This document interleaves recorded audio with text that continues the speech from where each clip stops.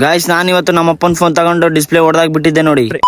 Hello ರೈಚುರನ್ಸ್, ನಾನು ನಿಮ್ಮ ಶಂಕರ್ ಗೌಡ. ಈ ವಿಡಿಯೋ ನೋಡ್ತಿರೋರು ಎಲ್ಲರಿಗೂ ನಮಸ್ಕಾರ. ನಮಸ್ಕಾರ ನಮಸ್ಕಾರ. ಇವತ್ತಿನ ಮಿನಿ ಬ್ಲಾಗ್ ಏನಪ್ಪಾ ಅಂತ ಅಂದ್ರೆ, ನಮ್ಮಪ್ಪನ ಫೋನ್ ಡಿಸ್ಪ್ಲೇ ಹೋಗಿತ್ತು, ಅದೇ ಮಾಡಿಸ್ಕೊಂಬರಮ್ ಅಂತ ಹೊಂಟಿದ್ದೆ. ಆದ್ಮೇಲೆ ನಮ್ಮ ಅಪ್ಪನ ಗಾಡಿ ತಗೊಂಡು ನಾನು ಹೋಗಿದ್ದೆ SLR ಮೊಬೈಲ್ ಶಾಪಿಗೆ. ಇಲ್ಲಿಗೆ ಯಾಕಪ್ಪ ಬಂದಿರೋದಂದ್ರೆ, ಇಲ್ಲಿ ಡಿಸ್ಪ್ಲೇ ಅಥವಾ ಬೇರೆ ಏನಾಗ್ಲಿ ಮಾಡಿಕೊಡ್ತಾರ, ಅದಕ್ಕೆ ಫ್ರೀ ಟೈಮ್ ನಾನ್ ಬರೋದು ಇಲ್ಲಿಗೆ. ಸೊ ನೀವು ಕೂಡ ಇಲ್ಲಿಗೆ ಬನ್ನಿ. ಸ್ಟೇಷನ್ ಬಂದ್ಬಿಟ್ಟು LIC ಆಪೋಸಿಟ್. ಫೈನಲಿ ಫೋನ್ ಅಂತೂ ರೆಡಿ ಆಯ್ತು. ಪಕ್ಕದಲ್ಲೇ ಬಟ್ಟೆ ಶಾಪ್ ಇತ್ತು, ಅವ್ರ ಜೊತೆ ಬಟ್ಟೆ ತಗೊಂಬಂತ ಹೋದೆ. ಬಟ್ ಆಮೇಲೆ ಅರ್ಥ ಆಯ್ತು ಜೋಬಲ್ಲಿ ಕಾಸಿಲ್ಲ ಅಂತ.